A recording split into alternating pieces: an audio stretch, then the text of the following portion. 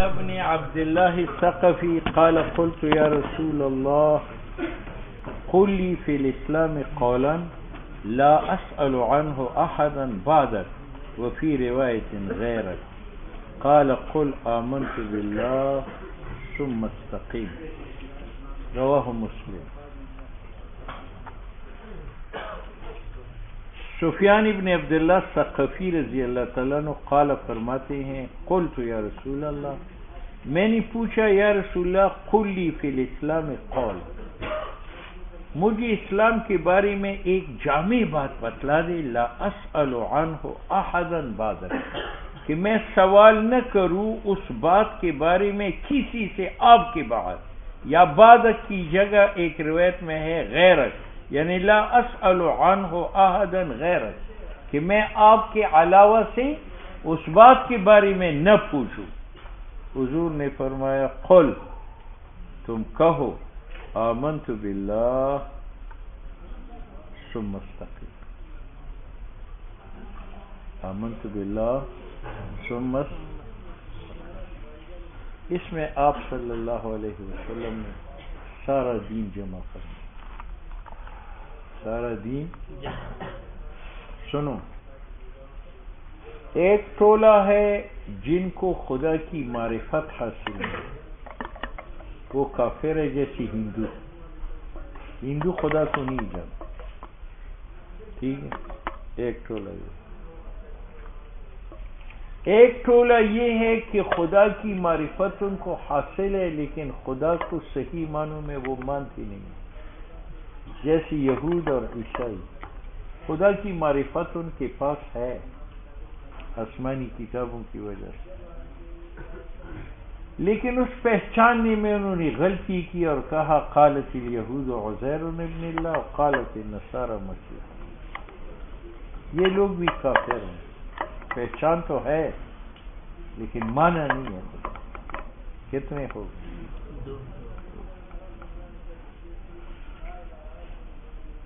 تیسرا گروہ یہ ہے جو خدا کو پہچانتے ہیں اور خدا کو مانتی بھی ہے خدا کو مانتی بھی ہے لیکن ان میں استقامت کا مدہ نہیں ہے. اگر ان کو لاٹھی چارج پڑ جائے یا جیل جانا پڑے تو وہ رو جاتے اور اسلام کو چھوڑ دیں. یہ لوگ بھی خدا کی مطلوب نہیں ہے. وَمِنَ النَّاسِ مَن يَعْبُدُ اللَّهَ عَلَى حَرْفٍ فَإِنْ أَصَابَهُ خَيْرٌ اطْمَأَنَّ بِهِ وَإِنْ أَصَابَهُ شَرٌّ انقلب عَلَى عَقِبَيْهِ خَسِرَ الدُّنْيَا وَالْآخِرَةَ. کتنے گروہ؟ چوتھا گروہ وہ ہے جو خدا کو جانتی بھی ہے خدا کو مانتی بھی ہے اور ان میں اس سے کتنی بھی تکالیف آ جائے لیکن وہ خدا کا دامن ہاتھ سے جانے نہیں دیتا. یہ جمعیت علماء اسلام. بات سمجھ آئی. اللہ تعالیٰ نے فرمایا ان الذین قالوا ربنا اللہ ان الذین قالوا اس میں اول گروہ سے احتراز کیا جو رب کو نہیں جانتے دوسرے گروہ سے احتراز کیا جو رب کو نہیں مانتے. ٹھیک ہے اس میں تیسرا اور چوتھا گروپ موجود ہے. ثم استقاموا تیسرا بھی نکل گیا. باقی کون رہا؟ جمعیت والے. تتنزل عليهم الملائكة ألا تخافوا ولا تحزنوا وأبشروا بالجنة التي كنتم نحن أولياؤكم في الحياة الدنيا وفي الآخرة.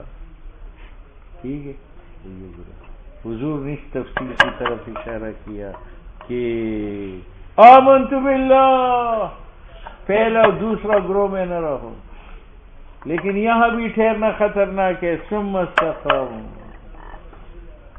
سمت بات سمجھ میں آ گئی. ایک تفسیر. دوسری تفسیر یہ ہے کہ ایک ایمان ہے ایک استقامت ہے. یہ تیسرا گروہ ایمان پر ہے، لیکن اس میں استقامت نہیں ہے. اس کو اللہ نے ایک چھوٹی سی اٹھی دی تھی، اس میں ان کے گھر کا خرچہ چلتا ہے، لیکن اس کو شوق چڑھا یار اٹھی میں بیٹھتا ہوں، مارکیٹ بناؤ. اب مارکیٹ کے لیے پیسے کی ضرورت ہے تو سود لے لیے، تو ثم استقاموا سے محروم ہوئے. ٹھیک. ایک آدمی کے پاس کاشتکاری کے لیے بیل اور ہل ہے، لیکن اس نے کہا یار ٹریکٹر کیوں نہ لے، ٹریکٹر کے پیسے نہیں تھے تو بینک سے سود لے لیا، ثم استقاموا سے ہاتھ دھو ڈالے. ٹھیک ہے. ایک آدمی کے پاس دستکاری کا ہنر ہے، لیکن اس نے کہا میں ہاتھوں سے کیوں لوں، مشینری کیوں نہ لگاؤں، اور مشینری کے لیے پیسے کی ضرورت ہے تو سود پر پیسہ لے لیا، ثم استقاموا سے نکل گیا. بات سمجھ میں آ گئی؟ پیر بگاڑا ہے، اس نے ایمان لایا تھا، پرہیزگاری اختیار کرتا ہے، لیکن چلتے چلتے تک گیا تو کوٹھی پر چڑھ گیا. ثم استقاموا ثم استقاموا کا معنی کہ خدا جس حال میں رکھے اس حال میں رکھ، اس حال میں، بلکہ اس سے آگے کی بھی امتحان کے لیے تیار ہو. حضرت عمر جب میدانی جنگ میں دشمن کا غلبہ کی بھی سختی ہوتی تھی، گرمی کی بھی سختی ہوتی تھی، بھوک بھی ستاتی تھی، پیاس بھی ستاتی تھی، تو خدا کو کہتے تھے اور آزماؤ، مجھے ڈراتے، میری جسم کو کفار کی بوٹی بوٹی کراؤ، پھر اس کو ان کے ہاتھوں سے جلاؤ، جب راکھ بنے گی تیرے سامنے سجدہ. یہ ہے سمت استقامت. تو حضور نے اول سے لے کر اخیر تک دین بیان کر دیا. ٹھیک ہے یا نہیں؟ استقامت بہت بڑی دولت. شیخ عبد القادر جیلانی رحمت اللہ علیہ فرماتے ہیں اگر بر ہوا پری خسی بش، اگر تم کرامت ظاہر کر کے ہوا پر اڑے تو مگسی باشی، تو آپ مکی بن گئے، مکی بھی ہوا پر اڑتی. اگر با آب روی خسی باشی، اور اگر آپ پانی پر تیرے تو ایک تنکا بھی تیرتا ہے، یہ کوئی کمال نہیں.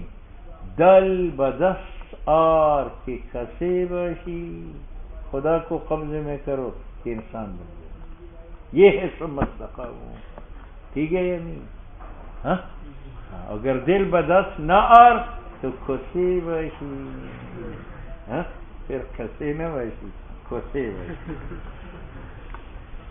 آپ صلی اللہ علیہ وسلم چونکہ جامع الکلمات کے مالک ہے، اس لیے آپ نے اس آدمی کو جامع بات فرمائی کہ قل آمنت باللہ ثم استقم،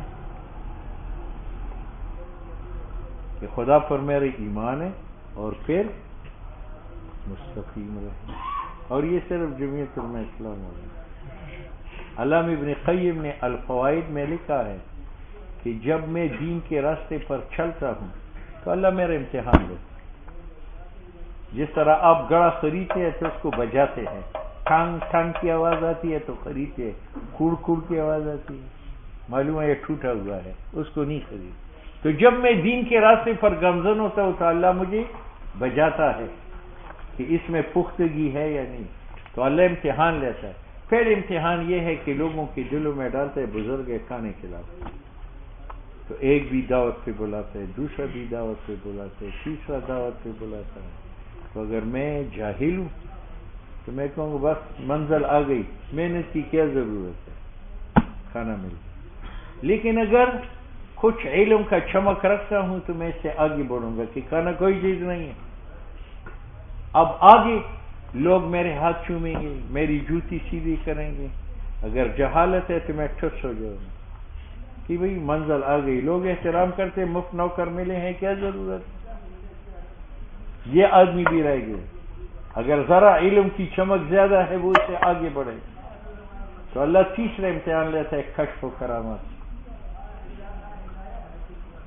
بعد سے کشف و کرامات ظاہر ہو جاتے تو خوش ہو جاتے کہ بس اب کامل بن گیا ہوں، اب مزید محنت کی ضرورت نہیں ہے، یہ بھی ثم استقاموا سے رہ گئے. ٹھیک ہے. اگر علم کی چمک دمک زیادہ ہے تو وہ آگے بڑھتا ہے. اب اللہ اس کے امتحان لیتا ہے مصائب کہ حکومت نے جیل میں ڈالا، لاٹھی چارج کر دی، گولیاں مار دی، جائیداد جو ہے وہ ضبط کی. بزدل آدمی ہے تو یہاں ٹھس ہو جاتا. اگر علم کا چمک ہے تو آگے جب آگے نکلتے اب شیطان کہتے ہیں کہ یہ مرحلہ اس نے فتح کر لیا، کھانا چھوڑ دیا، یہ مرحلہ اس نے چھوڑ دیا، احترام چھوڑ دی، یہ مرحلہ اس نے چھوڑ دیا، کشف و کرامات کی بھی اس نے پرواہ نہیں کی، اس مرحلہ سے یہ نکل گیا، سختی اس نے برداشت کی، آگے نکل گیا. اب شیطان دیکھتا ہے ایک عمل نیک مفضول کم ہے اور ایک افضل ہے، تو اس کو مفضول میں لگا. کس میں؟ مفضول میں. مثلا جہاد فرض عین ہے اور ادھر نفل کی عبادت ہے تو وہ مجھے نفل میں لگائے گا.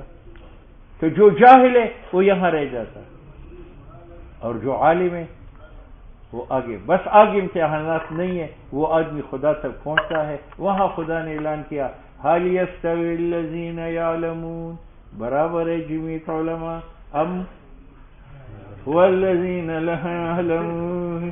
آگی بات یاری آپ خامخواہ مذاق کرتے.